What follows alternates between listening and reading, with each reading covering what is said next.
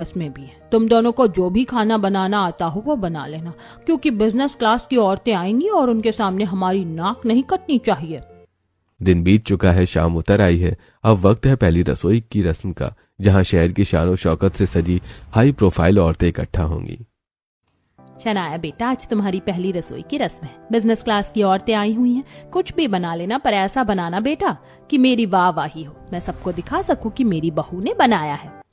Mummy, I told you, मैं kitchen में ज्यादा देर खड़ी नहीं हो सकती, तो खाना बनाना तो दूर की बात है, मैं कुछ ऑर्डर कर देती हूँ, वही मेरा शगुन होगा। वैसे गौरी क्या बना रही है? ये क्या बनाएगी? इसे जो आता होगा वही पूरी हलवा। सभी मेहमान आ जाते हैं। राधा सिर्फ अपनी बड़ी बहू शनाया को अपनी फ्रेंड से इंट्रोड्यूस करवाती है। यह मेरी बड़ी बहू है शनाया, लंदन रिटर्न है। आज सब कुछ इसी ने अरेंज किया है।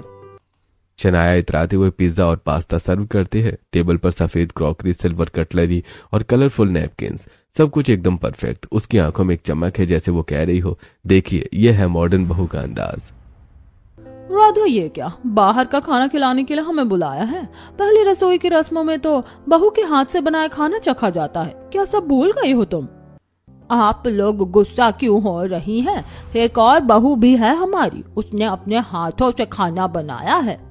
गौरी किचन से सादगी के साथ बाहर आती है। हल्की केसरिया रंग की साड़ी, सलीके से खुले हुए बाल, माथे पर छोटी सी बिंदी, उसकी खूबसूरती में चार चांद लगा रही थी। गौरी पीतल की थाली में सबके लिए हलवा और काजू बादाम की खीर लाती है। लीजिए बहन जी, हमारी छोटी बहू गौरी आ गई, और ये हलवा उसने खुद अपने हाथों से बनाया है। चक्कर बताइए कैसा है स्वाद। सारी आंटियां हलवा खाती हैं, उनके चेहरे की एक्सप्रेशन ही चेंज हो जाती है। राधा, तेरी इस बहू के हाथों में तो जादू है, जादू। बड़े समय बाद ये हलवा खाया मैंने, ऐसा स्वाद मेरी माँ के हाथों में था। बुरा ना मानना, तेरी बड़ी बहू बस दिखावे की शौकीन है, लेकिन छोटी बहू अन्नपूर्णा है। आज मेहमानों के सामने गौरी ने जो घर वालों की इज्जत बचाई थी, दादी जी के दिल में उसके लिए अब प्यार पनपने लगा था। बहू, तूने आज न सिर्फ हलवा बनाया बल्कि इस घर की इज्जत रख ली। घर पकवानों से नहीं, बनाने वाले के भाव से चलता है। शनाया गुस्से से लाल हो जाती है। उसे वहां पर कोई भाव नहीं दे रहा था। उसका मंगाया पास्ता टेबल पर ठंडा हो रहा था और गौरी के हाथों से बनाया गया हलवा सभी औरतें खा रही थी और बहुत तारीफ की कर रही थी। राजीव भी पास्ता छोड़कर हलवा खाने लगता है।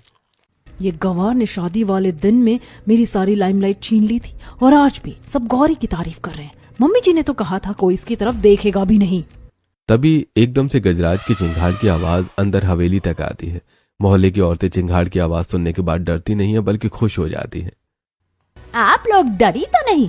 गौरी अपने साथ अपना हाथी भी ले आई है, वो ऐसे ही चिंघाड़ता रहता है।